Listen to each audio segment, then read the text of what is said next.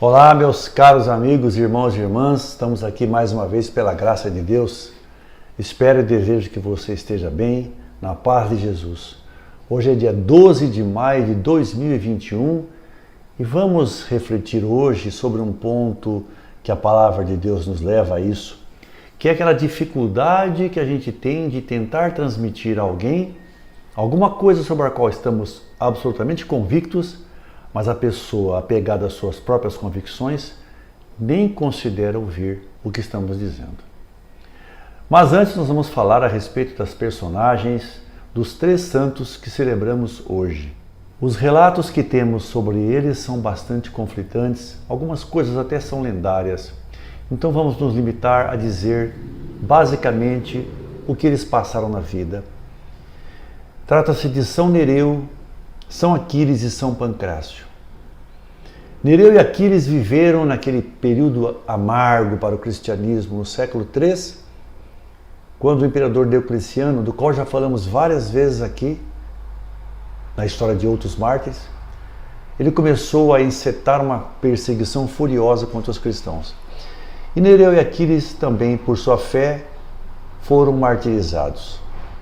Quanto a São Pancrácio, temos a dizer que ele era filho de pessoas de muita fé e ele era também conhecido do imperador. Logo ele ficou órfão e foi cuidado por uma pessoa chamada Dionísio, que também foi depois martirizado. Pancrácio levou uma vida muito firme na fé cristã e se incomodava muito de ver aqueles cristãos que eram martirizados. O próprio imperador tentou persuadi-lo, tirá-lo desse caminho da fé cristã, mas não conseguiu. Assim ele foi morto, decapitado aos 15 anos de idade, por não ter negado aquilo que decidiu seguir por toda a sua vida. Pela fé, determinação e resistência, peçamos a São Aquiles, São Nereu e São Pancrácio que roguem por nós. Em especial, cuidem daqueles que estão resistindo tão bravamente aos problemas de hoje, de desemprego, fome, essa pandemia que insiste em cada vez tirar mais vidas em nosso mundo. Vamos agora à palavra de hoje, que está em Atos dos Apóstolos, capítulo 17, versículos de 15 a 22 e 18, 1. Naqueles dias, os que conduziram Paulo levaram-no até Atenas. De lá, voltando, transmitiram a Silas e Timóteo a ordem de que fosse ter com ele o mais cedo possível. E partiram. De pé no meio do Areópago, Paulo disse: Homens atenienses, em tudo eu vejo que vós sois extremamente religiosos. Com efeito, passando e observando os vossos lugares de culto, encontrei também um altar com esta inscrição: Ao Deus desconhecido.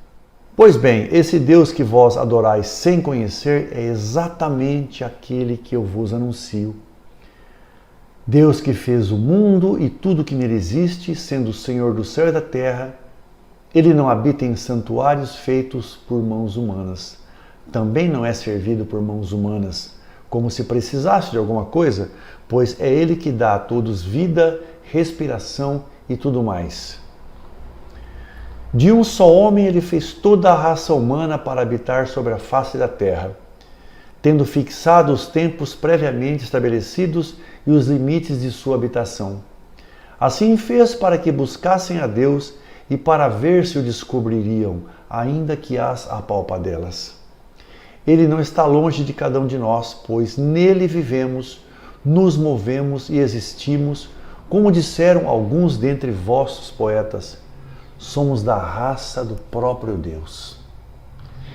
Sendo, portanto, da raça de Deus, não devemos pensar que a divindade seja semelhante a ouro, prata ou pedra, trabalhados pela arte e imaginação do homem. Mas Deus, sem levar em conta os tempos da ignorância, agora anuncia aos homens que todos e em todo lugar se arrependam. Pois ele estabeleceu um dia em que irá julgar o mundo com justiça, por meio do homem que designou diante de todos, oferecendo uma garantia ao ressuscitá-lo dos mortos. Quando ouviram falar da ressurreição dos mortos, alguns caçoavam e outros diziam: nós te ouviremos falar disso em outra ocasião. Assim Paulo saiu do meio deles. Alguns, porém, uniram-se a ele e abraçaram a fé. Entre eles estava também Dionísio, o Areopagita, uma mulher chamada Dâmaris e outros com eles. Paulo deixou Atenas e foi para Corinto. Palavra do Senhor, graças a Deus. Meus caros amigos, irmãos e irmãs, o texto de hoje nos mostra Paulo numa situação em Atenas, num lugar chamado Areópago. Areópago era simplesmente um tribunal a céu aberto, um tribunal ao ar livre, que fica numa elevação que, como você vê na foto, nos arredores de Atenas, na Grécia. Este tribunal tinha uma característica muito importante. Ele primava por julgar todos com extrema imparcialidade, justiça e honestidade. Alguma coisa diferente de alguns casos que nós vemos hoje em dia, mas nós não vamos entrar aqui nessa seara. E Paulo disse a eles que constatou realmente que eles eram muito religiosos, viu muitos templos, muitos altares, e num deles uma inscrição ao Deus desconhecido. E Paulo diz: é justamente sobre esse Deus que eu vim falar para vocês.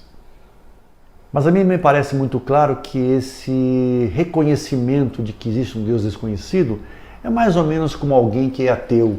Porque, para mim, todo ateu tem dentro de si aquela interrogação, aquela dúvida, aquele desejo de saber, mas Deus realmente existe? Porque os gregos, meus amigos, criavam os deuses de acordo com sua conveniência e necessidade. Era uma tradição secular que eles tinham e carregavam. Então Paulo se pôs no meio deles a dizer que o Deus que ele defendia não precisava de altares, não precisava ser servido, porque foi Ele, esse nosso Deus, que criou a tudo e a todos, e é através dele que nos movemos, nós existimos, enfim, temos tudo o que temos na vida. Quem tem esse Deus não precisa de outras divindades, feitas de ouro, pedra, prata, enfim, os deuses dos gregos. E Paulo os adverte então a respeito do juízo final.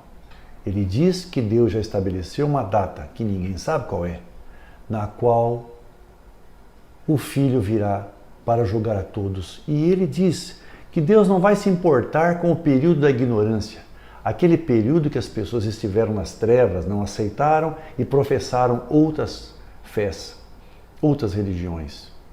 Deus é magnânimo e aceita a todos no momento em que lhes aprouver.